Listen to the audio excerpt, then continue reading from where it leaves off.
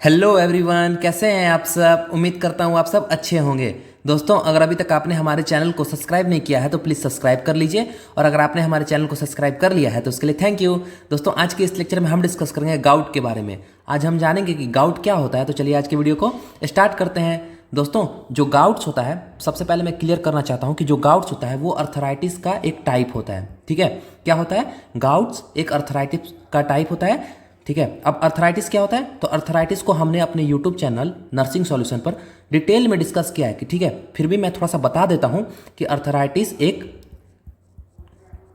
Joint का inflammation है। ठीक है, अर्थराइटिस क्या है? एक ज्वाइंट का इन्फ्लामेशन है, यानी कि ज्वाइंट में इन्फ्लामेशन की कंडीशन को हम क्या बोलते हैं? अर्थराइटिस। और अर्थराइटिस के अंदर क्या होता है? अर्थराइटिस के अंदर हमारी जो ज्वाइंट्स होती है उसके अंदर हमको इन्फ्लामेशन देखने को मिलती है। ठीक है, और अर्थराइटिस का टाइप होता है गाउट्स, यानी कि इसके बहुत सारे टाइप्स होते हैं, जैसे कि रोमोइड अर्थराइटिस। ठीक है, जिस पे हमने भी लेक्चर डिस्कस किया, वो भी हमारे यूट्यूब चैनल नर्सिंग सॉल्यूशन पर अवेलेबल है, तो आप उसे भी जाके देख सकते हैं। ठीक है, और इसके और भी कुछ टाइप्स हैं जो कि हमारे यूट्यूब चैनल नर्सिंग सॉल्यूशन पर आएगी, तो बस उसका कुछ नहीं करना है उसके लिए बस आपको हमारे यूट्यूब चैनल को सब्सक्राइब करना है, लाइक करना है, शेयर करना है, और बस वेट करना है, क्योंकि वो भी वीडियो बहुत जल्द आप तक पहुंच जाएगी। ठीक है, तो आज की लेक्चर है जो कि गाउट्स पे है, जो कि एक अर्थराइटिस का टाइप है। ठीक है, जो कि एक इन्फ्लामेटरी कंडीशन है। किस चीज़ की? हमारी ज्वाइंट्स की। अब ज्वाइंट्स को क्या होता है तो उसको भी हमने डिटेल में डिस्कस किया है। फिर भी मैं थोड़ा सा आपका टाइम लेते हुए यहाँ पे समझाना चाहूँगा कि ज्वाइंट्स क्या होता है। ठीक है, तो ये हमारा बोन हो गया। हमारी बॉडी की कोई भी बोन, मैं ये नहीं बोल रहा हूँ कि हमारी बॉडी की सिर्फ एक एंकल ज्वाइंट या नी ज्वाइंट, कहीं की भी ज्वाइंट। ठीक है, अब ज्वाइंट कहीं की भी हो सकती है। सबसे पहले आप ये क्लियर कर लीजिए कि ज्वाइंट कहीं की भी हो सकती है, चाहे वो स्पाइनल कॉर्ड की ज्वाइंट हो सकती है, या आपकी रिब्स की ज्वाइंट्स हो सकती है, कहीं की भी ज्वाइंट्स। ठीक है, अब जैसे ये बोन हो गया, अब मेरे डायग्राम पे मत जाइएगा। ठीक है, ये आपके अपर बोन हो गए और ये आपके लोअर बोन हो गए, मतलब कि दो बोन। अब दो बोन जहां मिलता है, जिस स्पेस को मिलता है, उस चीज़ को हम क्या कहते हैं? ज्वाइंट्स कहते हैं। अब ठीक है, अब ये हो गया आपका टेंडन नहीं, लिगामेंट। क्या हो गया? ये बोन टू बोन कनेक्ट करके रखता है हमारा लिगामेंट। जो लिगामेंट होता है वो बोन टू बोन को कनेक्ट करके रखता है, यानी कि जोड़ के रखता है। अब इस लिगामेंट के अंदर कुछ स्ट्रक्चर प्रेजेंट रहते हैं, यानी कि इसके अंदर इनक्लोज रहते हैं कुछ स्ट्रक्चर, जिसमें से सबसे पहला स्ट्रक्चर है कैप्सूल। मैं कोई और कलर ले लेता हूँ। ठीक है, कैप्सूल। अब इस कैप्सूल के अंदर भी कोई और स्ट्रक्चर प्रेजेंट रहता है, मतलब कि कुछ और एक स्ट्रक्चर प्रेजेंट रहते हैं इस कैप्सूल के अंदर, जो कि होता है हमारा साइनोवियल मेम्ब्रेन। और इस साइनोवियल मेम्ब्रेन के अंदर होती है साइनोवियल फ्लूइड। ठीक है, ये क्या हो गया? ये हमारा साइनोवियल मेम्ब्रेन हो गया। साइनोवियल मेम्ब्रेन में इंडिकेट कर दे रहा हूँ, आप समझिएगा। ठीक है, और इसके अंदर फ्लूइड होता है, यानी कि एक एफ होता है, यानी कि साइनोवियल फ्लूइड। और एक और स्ट्रक्चर हमारा प्रेजेंट रहता है यहाँ पे, ये होता है कार्टिलेज। ये क्या होता है हमारा? कार्टिलेज। ठीक है, कार्टिलेज होता है। ठीक है, तो ये हमारा ज्वाइंट हो गया।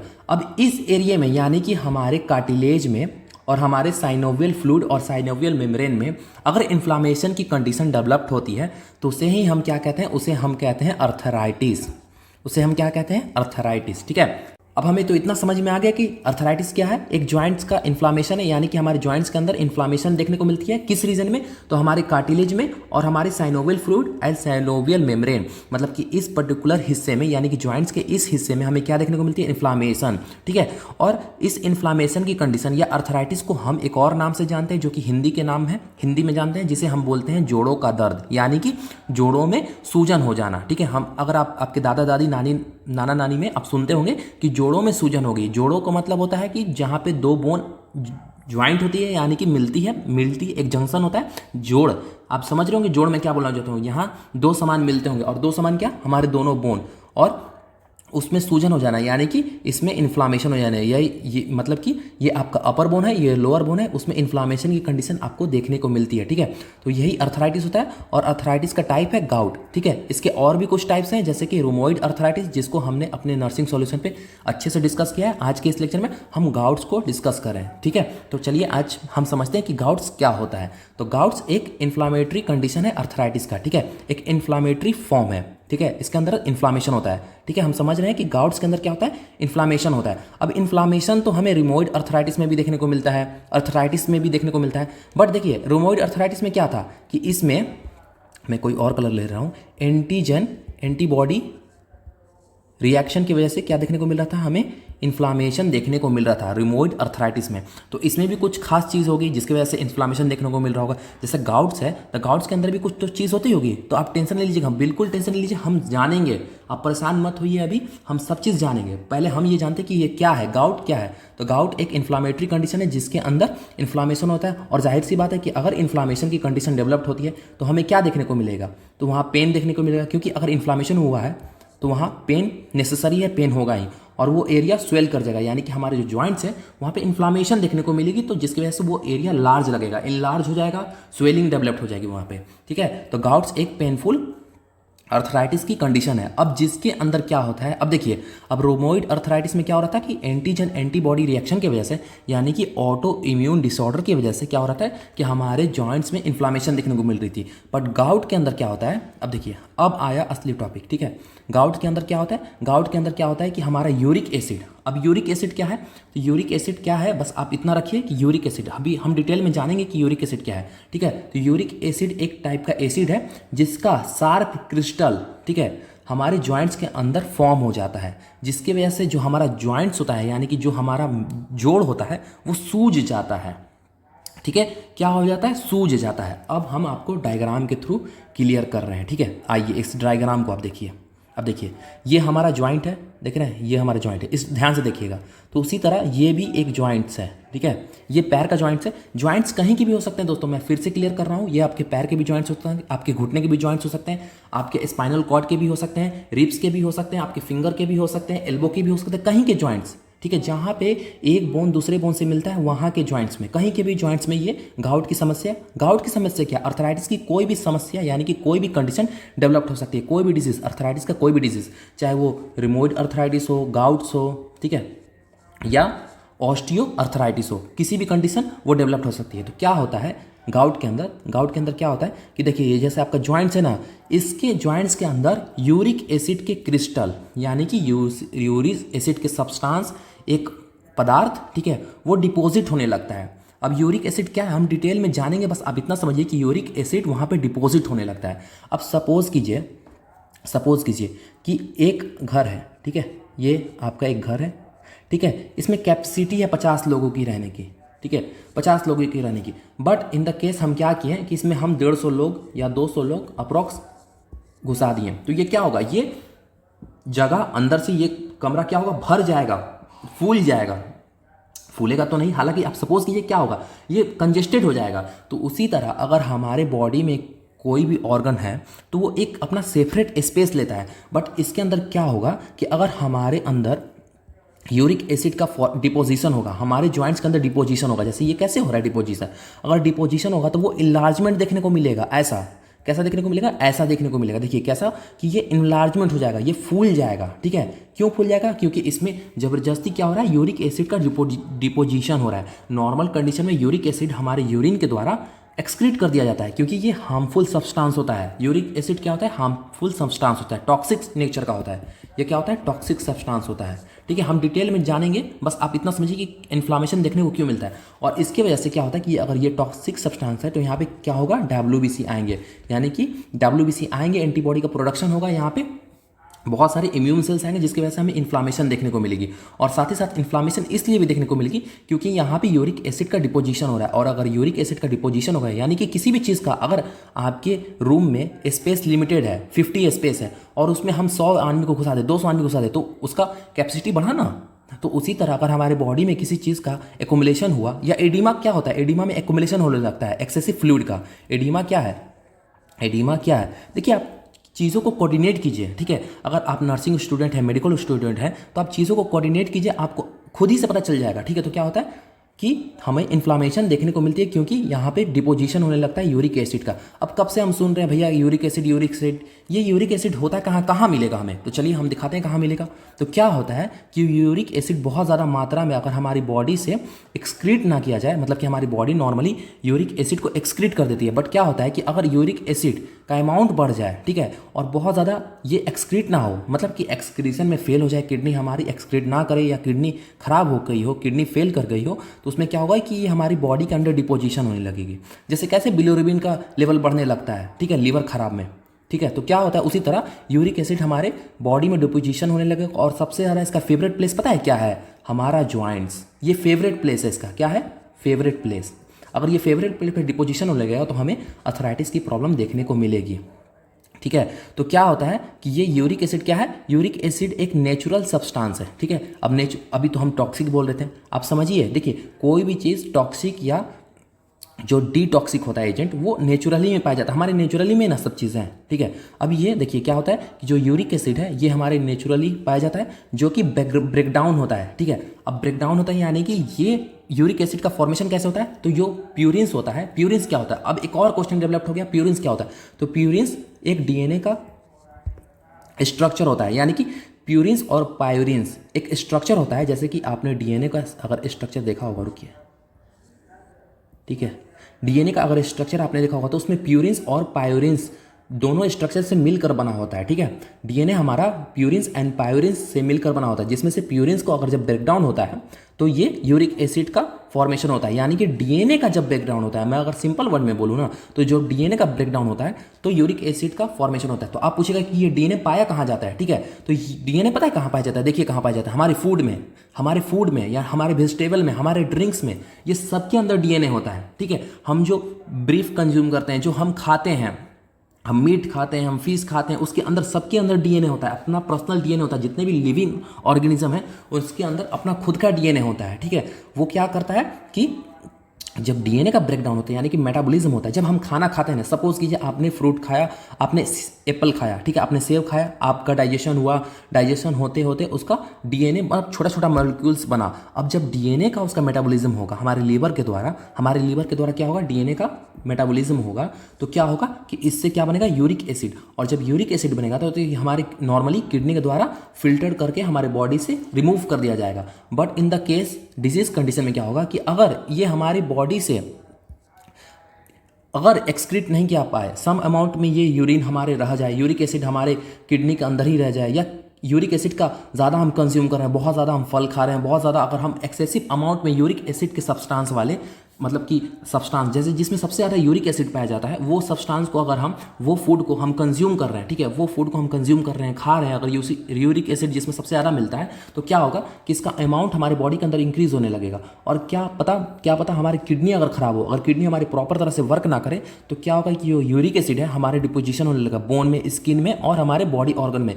बट मैंने तो पहले ही बता दिया कि इसका फेवरेट प्लेस क्या है, इसका फेवरेट प्लेस है हमारा बॉडी का जॉइंट्स, यानी कि जो हमारा जॉइंट्स होता है ये इसका यूरिक एसिड फेवरेट प्लेस है। तो उसमें क्या होता है कि हमारे ब्लड में जब यूरिक एसिड का हाई लेवल रहता है तो ये हमारे यूरिक एसिड क्रिस्टल फॉर्म में डिपोजिशन होने लगता है हमारे जॉइंट्स के अंदर, यानी कि हमारे जो जॉइंट्स होती है उसमें ये डिपोजिशन होने लगता है। और ये एक दूसरे से, मतलब कि ये एक छोटा यूरिक एसिड, ये एक छोटा मतलब ऐसे मिल के एक ग्रुप बना लेते हैं जिसे हम क्लम्प्स बोलते हैं, और वो जाके कहाँ टुगेदर फॉर्म डिपॉजिट होने लगता है हमारे जॉइंट्स के अंदर, और जिसकी वजह से हमें एपिसोडिक, यानी कि एक रिदम के अनुसार, एक रिदम में, एक सीक्वेंस में हमें पेन होता है, स्वेलिंग होता है। इसके कुछ सिम्टम्स हैं, ठीक है, पेन स्वेलिंग होने लगता है। तो मैं उम्मीद करता हूं दोस्तों आपको अच्छी तरह से क्लियर हुआ होगा, ठीक है, ये डिजीज पोर्शन अच्छी तरह से डिफिनेशन क्लियर हुआ होगा। आप बोले होंगे भैया आप बहुत लंबा लगा दिए समझाने में। दोस्तों अगर मैं इसको नहीं समझाऊंगा तो आपको अच्छे से कॉजेस, इटोलॉजी, इसके जितने भी रिस्क फैक्टर हैं, इसके जितने भी सिम्टम्स हैं, वो आपको अच्छी तरह से क्लियर नहीं होंगे। लेकिन अब आपको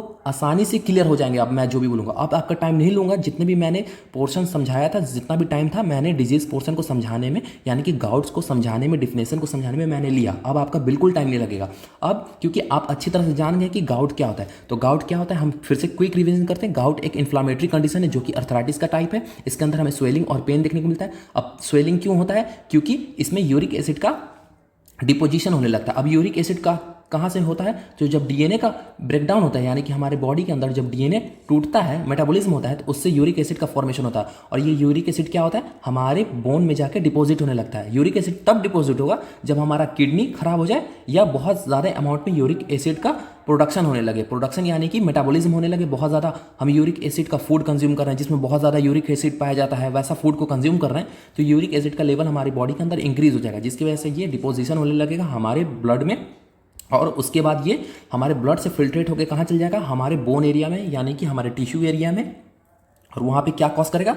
वहाँ पे ये कॉज करेगा गाउट। तो मैं उम्मीद करता हूँ दोस्तों आपको पूरी तरह से क्लियर हुआ होगा कि गाउट्स क्या है। तो आइए अब इसके हम कॉजेज को डिस्कस करते हैं। कॉजेज से भी सबसे पहले हम फिर से बताना चाहेंगे कि इंक्लूडिंग गाउट्स कहाँ हो सकता है, तो हमारी नी में भी हो सकता है, एंकल, फीट, हमारे हैंड और एल्बो। मैंने पहले भी बताया दोस्तों, क्योंकि देखिए अब क्लियर होते जाएगा हाँ गाउट्स कहाँ कहाँ हो सकता है, तो हमारे बॉडी के हर एक हिस्से में गाउट्स हो सकता है दोस्तों।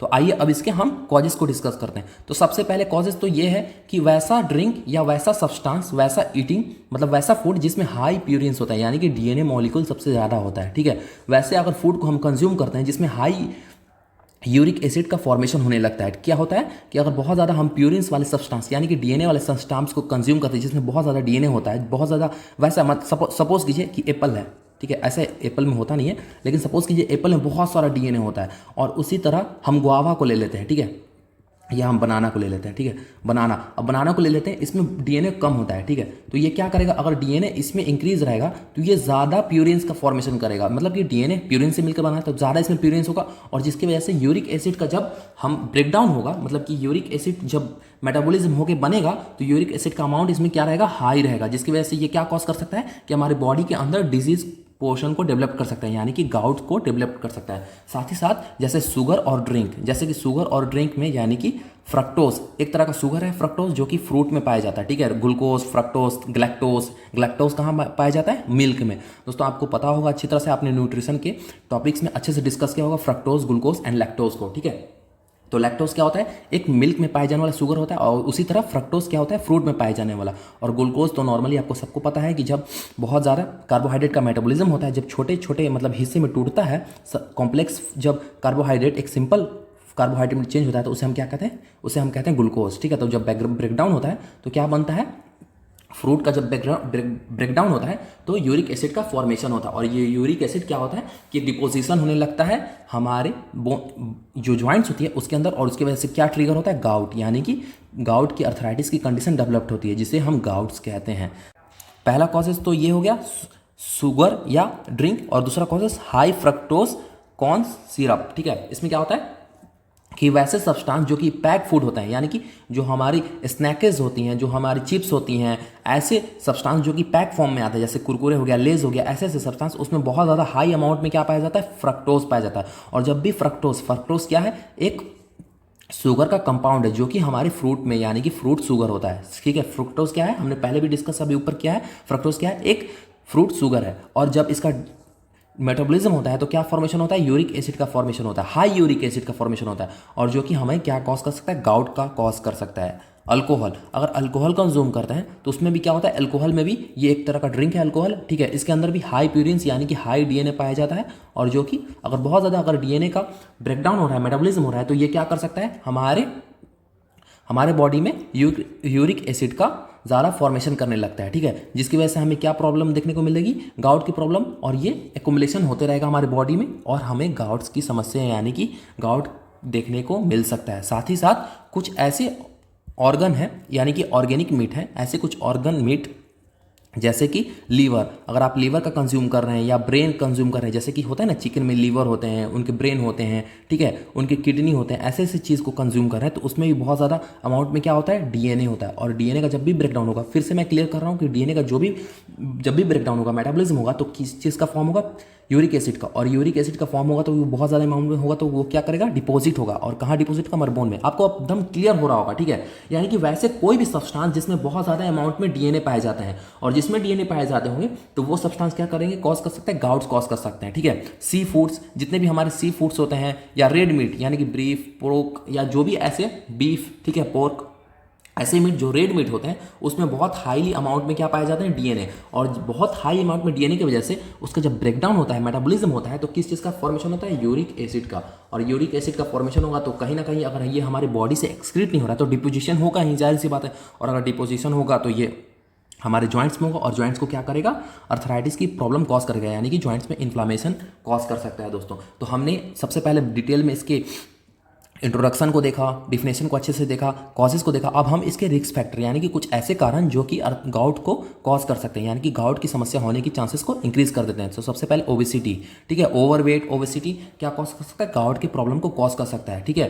कंजेस्टिव हार्ट फेलियर यानी कि CHF, ठीक है, इसकी क्या होता है कि इसके अंदर अगर हमारा हार्ट अच्छी तरह से पंप नहीं कर रहा है तो क्या होगा कि हमारे बॉडी का फिल्ट्रेशन प्रोसेस जो हमारी किडनी करती है फिल्ट्रेशन उसको वो स्लो डाउन हो जाएगी।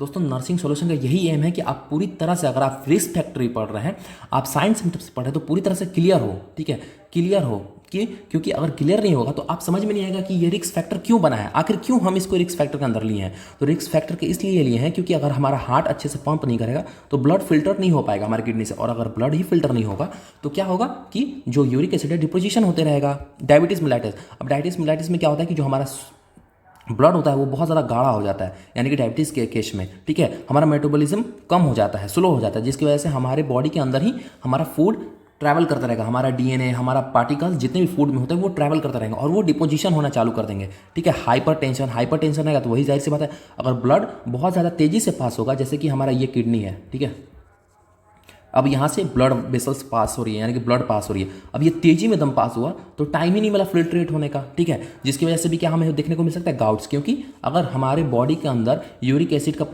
इंक्रीज लेवल मिलेगा तो हमें क्या देखने को मिलेगा, गाउट्स, ठीक है। किडनी डिजीज, अगर हमारे बॉडी से यूरिक एसिड एक्सक्रीट ही नहीं हो पा रहा है तो जाहिर सी बात है फिर भी वही गाउट देखने को मिलेगा। इसलिए तो क्लियर होना बहुत ज़्यादा ज़रूरी है दोस्तों, ठीक है, क्लियर होना बहुत इंपॉर्टेंट है, क्योंकि कोई भी आप डिजीज़ को पढ़े तो क्लियर होना बहुत ज़्यादा ज़रूरी है। ब्लड कैंसर, अगर ब्लड में कैंसर है तो ब्लड हमारा अच्छी तरह से फिल्ट्रेट नहीं हो पाएगा, उसकी वजह से भी हमें क्या देखने को मिलेगा, गाउट्स देखने को मिलेगा। तो हमने अब इसके क्या करते हैं कि साइन एंड सिम्टम्स को डिस्कस करते हैं, क्योंकि हमने तो डिफिनेशन भी देख लिया, इसके कॉजेज को भी देख लिया, और साथ ही साथ हमने रिस्क फैक्टर यानी कि ऐसे कुछ कारण, ऐसे कुछ सिम्टम्स, ऐसे कुछ लक्षण जिसकी वजह से भी इंक्रीज चांसेस हो जाते हैं, यानी कि चांसेस इंक्रीज हो जाते हैं किस चीज़ के, गाउट्स के होने के, यानी कि गाउट्स की होने की समस्या इंक्रीज हो जाती है। तो आइए अब इसके हम साइन एंड सिम्टम्स यानी कि क्या क्या समस्या, यानी कि किसी पेशेंट में क्या क्या ये सिम्टम्स देखने को मिलेंगे अगर किसी पेशेंट को गाउट होता है। तो सबसे पहले पेन, जाहिर सी बात है अगर इन्फ्लामेशन है तो वहाँ पे पेन देखने को मिलेगा, ठीक है।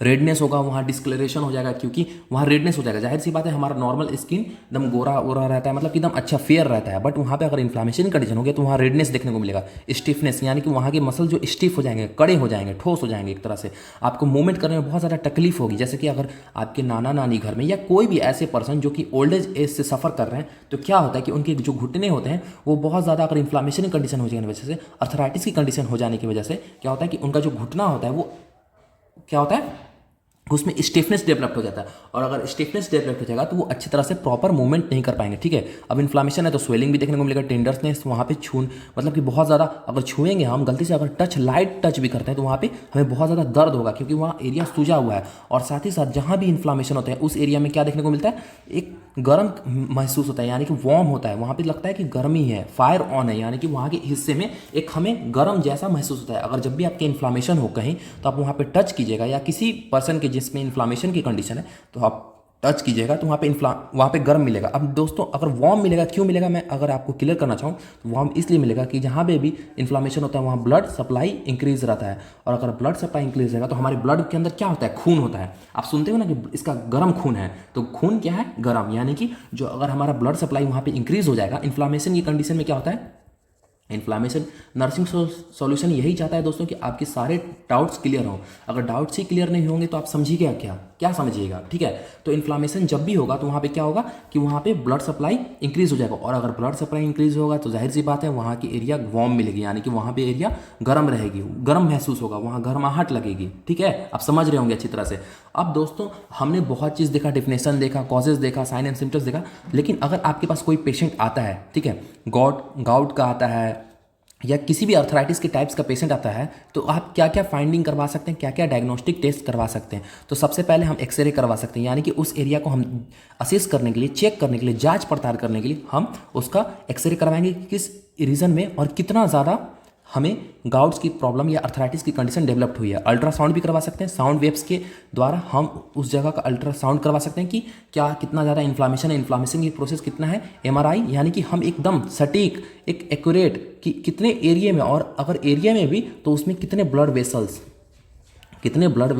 इफेक्ट हैं, उस एरिया में कितने ब्लड वेसल्स इफेक्ट हैं, उस एरिया के कितने बोन इफेक्टेड हैं। साथ ही साथ हम पूरा डिटेल वहाँ नॉलेज मिलता है किस चीज़ से, एमआरआई से, क्योंकि एमआरआई एक ऐसा मेडिकल कंडीशन है, एक मेडिकल डायग्नोस्टिक है मेडिकल में कि जिसके अंदर हमें डीप नॉलेज, एकदम डीप होता है ना, एक पूरा डीप नॉलेज मिल जाता है एमआरआई के अंदर, ठीक है। इसीलिए एमआरआई को डॉक्टर प्रेफर करते हैं। साथ में सीटी स्कैन में भी वही है, क्या होता है कि एक फोटोकॉपी सैंपल निकलता है जिसमें हमें पता चलता है कि वो एरिया कितना इफेक्टेड है, क्योंकि हम नेकेड आई से तो देख नहीं सकते हैं उस एरिया को, क्योंकि ये हमारे बोन के अंदर है और आप अपने बोन को देख सकते हो बाहर से अंदर की कंडीशन को कि अंदर क्या हुआ है, ठीक है। साथ ही साथ हम ब्लड टेस्ट करवा सकते हैं, उसमें हम यूरिक एसिड का लेवल चेक करेंगे, ठीक है। क्या करेंगे? यूरिक एसिड का लेवल, और अगर यूरिक एसिड का लेवल इंक्रीज रहेगा तो हम समझ जाएंगे कि गाउट्स की प्रॉब्लम है ये, क्योंकि उसे पेन भी है। तो यूरिक एसिड को कम करने के लिए हम क्या करेंगे कि अवॉइड करेंगे, ठीक है। वो हम नीचे डिस्कस करेंगे मैनेजमेंट में, बस मैं बता दे रहा हूँ, ठीक है। और साथ ही साथ हम ज्वाइंट से स्प्रेंट करेंगे, यानी कि ज्वाइंट से हम एक नीडल डालकर, ठीक है, हमारे जहाँ भी ज्वाइंट्स के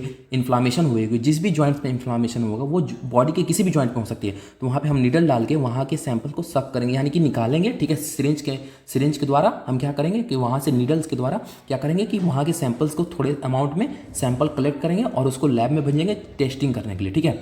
जिससे हमें एक एक्यूरेट इन्फॉर्मेशन मिल जाएगी कि गाउट्स कितना ज़्यादा वहाँ पे डैमेज कर रहा है और कितना ज़्यादा वो अमाउंट में फॉर्मेशन हो रहा है हमारे बॉडी के अंदर गाउट्स का, ठीक है। तो हमने अब अच्छी तरह से हर चीज़ के बारे में नॉलेज ले लिया। अब आइए हम किसी गाउट्स के पेशेंट अगर मिल जाते हैं आपको, या अगर आप कभी क्लिनिकल ड्यूटी में जाते हैं, तो आप मैनेजमेंट क्या क्या करेंगे, ठीक है। मैनेजमेंट में हम मेडिकल मैनेजमेंट देखेंगे। सबसे पहले मेडिकल मैनेजमेंट में हम क्या करेंगे कि सबसे पहले तो उस पेशेंट को, गाउट्स के पेशेंट को हम क्या करेंगे, डाइट देंगे। अब डाइट कैसा रहेगा, तो उसके क्या करेंगे कि जो भी ऐसा वो कंज्यूम कर रहा है, हाई प्यूरिन्स फूड कंज्यूम कर रहा है, ड्रिंक कंज्यूम कर रहा है। प्यूरिन्स, अब फिर से मैं बता रहा हूँ, डीएनए का एक मॉलिक्यूल होता है जो कि प्यूरिन्स और पायोरिन से मिलकर बनता है हमारा डीएनए। जो डीएनए का ऐसे स्ट्रक्चर होता है वो दो चीज़ों से मिलकर बनता है, प्यूरिन्स एंड पायोरिन्स। तो जिसमें से प्यूरिन्स क्या होता है कि जब प्यूरिन्स यानी कि डीएनए का जब मेटाबॉलिज्म होता है तो किस चीज़ का फॉर्मेशन होता है, यूरिक एसिड का। तो अगर यूरिक एसिड का हम फॉर्मेशन डिक्रीज कर देंगे तो क्या होगा कि हमारे अंदर गाउट की जो समस्या होगी वो खुद ब खुद डिक्रीज हो जाएगी। क्या होगी? वो खुद ब खुद डिक्रीज होने लगेगी। और साथ ही साथ ऐसा नहीं है, हम मेडिसिन का भी यूज़ करेंगे, जिसमें से सबसे पहले हम एनसिड्स देंगे, यानी कि non steroidal anti inflammatory drugs, ठीक है, जिसमें आइबुप्रोफेन, ठीक है, ऐसे ऐसे कुछ ड्रग्स होते हैं जो कि एनसिड्स में आते हैं। ये क्या करते हैं कि पेन को रिड्यूस करते हैं, यानी कि जो पेन रहेंगे उसको रिड्यूस करेंगे, फीवर को रिड्यूस करेंगे, इन्फ्लामेशन यानी कि स्वेलिंग को भी रिड्यूस करेंगे, ठीक है। क्या करेंगे, ये जो जितने भी वहाँ पे इन्फ्लामेशन होंगे, देखिए एनसेड्स का काम ही होता है, इसके नाम ही में छिपा हुआ है, ठीक है, इस ड्रग्स के नाम ही में छिपा है, यानी कि इन्फ्लामेशन को, एंटी इन्फ्लामेटरी, क्या है, एंटी इन्फ्लामेटरी, यानी कि इन्फ्लामेशन के अगेंस्ट काम करने वाला। तो ये क्या करेगा, हमारे इन्फ्लामेशन को कम करेगा, ठीक है, जिसकी वजह से हम एनसेड्स का यूज़ कर सकते हैं। और एनसेड तभी हमको मिलेगा जब हमें हेल्थ केयर प्रोवाइडर, यानी कि जो हेल्थ केयर प्रोवाइडर यानी कि डॉक्टर, नर्स के द्वारा, अगर हम प्रिस्क्रिप्शन के द्वारा ही हमें एनसेड्स दवा मिलेगा और उसको हम अपने गाउट्स के डिजीज़ में हम यूज़ कर सकते हैं, यानी कि ट्रीटमेंट के रूप में हम एनसेड्स का कंज्यूम कर सकते हैं। साथ ही साथ कॉर्टिकोस्टेरॉइड्स, यानी कि कॉर्टिस्टेरॉइड्स यानी कि स्टेरॉइड्स इंजेक्शन, ये क्या करता है, स्टेरॉइड भी क्या करता है कि ये हमारे मेडिकेशन के अंदर आता है, जिसमें हमें इन्फ्लामेशन रिड्यूस होता है। यानी कि हमें अगर हमारे बॉडी के अंदर बहुत ज़्यादा इन्फ्लामेशन हुई है तो कॉर्टिकोस्टेरॉइड्स यानी कि ये एक मेडिसिन है, इसका हम क्या कर सकते हैं, यूज़ कर सकते हैं इन्फ्लामेशन को रिड्यूस करने के लिए, जो कि हमारे हेल्थ केयर के प्रिस्क्रिप्शन के द्वारा, यानी कि जो हेल्थ केयर होते हैं, स्टाफ हो गए या हमारे डॉक्टर्स हो गए, नर्स हो गए, उनके द्वारा ये प्रिस्क्रिप्शन किया जाता है कि कॉर्टिकोस्टेरॉइड्स का आप टैबलेट यानी कि उसके पिल्स, और साथ ही साथ कॉर्टिकोस्टेरॉइड्स के इंजेक्शन भी आते हैं जो कि डायरेक्ट आपके मसल्स एरिया यानी कि जो जॉइंट्स के एरिया होते हैं, यानी कि इंट्रा मस्कुलर, यानी कि आपके जॉइंट्स में डायरेक्ट। अब सपोज कीजिए, देखिए क्या होता है ना, मैं वो भी क्लियर कर देता हूँ आपको, ठीक है। ये आपके डायरेक्ट इंजेक्शन के द्वारा आपके डायरेक्ट इस एरिया में इंजेक्शन ऐसे पुट होता है और हमें कॉर्टिकोस्टेरॉइड्स इंजेक्शन यहाँ पे पुट करते हैं, और जितना भी एरिया होता है वो इन्फ्लामेशन कम हो जाता है, यानी कि एंटी इन्फ्लामेटरी प्रोड्यूस होता है, तो इन्फ्लामेशन को क्या करेगा, ये रिड्यूस करेगा। इसीलिए हम कॉर्टिकोस्टेरॉइड और एनसेड्स देते हैं, और साथ ही साथ एंटीपायरेटिक भी देते हैं। हर एक मेडिसिन चलाते हैं, बहुत ऐसे देखिए बहुत वाइडल रेंज में मेडिसिन चलाते हैं। अगर इन्फ्लामेशन है तो वाइडल रेंज में चलाएंगे, हम इस वोमिटिंग के लिए भी चला सकते हैं, बहुत सारी ऐसे ड्रग्स चला सकते हैं, ठीक है, एमेटिक्स भी चला सकते हैं। इसलिए मैं वो ड्रग्स को यूज़ करता हूँ, मतलब मैं वो ड्रग्स का नाम लिखता हूँ जो बहुत ज़्यादा कॉमन यूज़ होता है। जैसे कि आप किसी भी अर्थराइटिस कंडीशन में देखोगे तो एनसेड्स का और कॉर्टिकोस्टेरॉइड्स का यूज़ बहुत ज़्यादा, मतलब कि ये बहुत ज़्यादा होता है, ठीक है, क्योंकि ये दोनों क्या करते हैं, इन्फ्लामेशन को रिड्यूस करते हैं। और अगर इन्फ्लामेशन रिड्यूस रहेगा तो आपके जो साइन एंड सिम्टम्स होंगे वो ऑटोमेटिक रिड्यूस होंगे, क्योंकि ये क्या करता है, इन्फ्लामेशन को रिड्यूस करेगा। और साथ ही साथ अगर इन्फ्लामेशन रिड्यूस है तो पेन और स्वेलिंग भी रिड्यूस होंगे। तो दोस्तों आज की यही लेक्चर थी, जो कि हमने गाउट्स को अच्छी तरह से ब्रीफ एक नॉलेज डिस्कस किया, जो कि एक अर्थराइटिस का टाइप है। और अर्थराइटिस के कुछ और टाइप्स भी बचे हैं, जैसे कि ऑस्ट्रॉइड अर्थराइटिस, ठीक है, और भी एक दो टाइप्स हैं, ऑस्टियो अर्थराइटिस हैं, और भी एक दो टाइप्स हैं जो कि बचे हैं। और उस पर भी एक सेपरेट वीडियो आएगी जैसे कि गाउट्स पे आई। और अगर आपको अर्थराइटिस के बारे में भी अच्छी तरह से जानना है कि अर्थराइटिस क्या है, तो वो हमारे चैनल नर्सिंग सॉल्यूशन पे अवेलेबल है, तो आप उसे भी विजिट कर सकते हैं, हमें प्यार दे सकते हैं। और इसके अलावा भी बहुत सारे ऐसे नर्सिंग रिलेटेड फील्ड से, हमारे जीएनएम फील्ड से, मेडिकल फील्ड से बहुत सारे ऐसे लेक्चर्स हैं जो कि हमारे चैनल यूट्यूब चैनल पे नर्सिंग सॉल्यूशन पे अवेलेबल है, तो आप उसे भी जाके देख सकते हैं। हम आपसे मिलते हैं अगली वीडियो।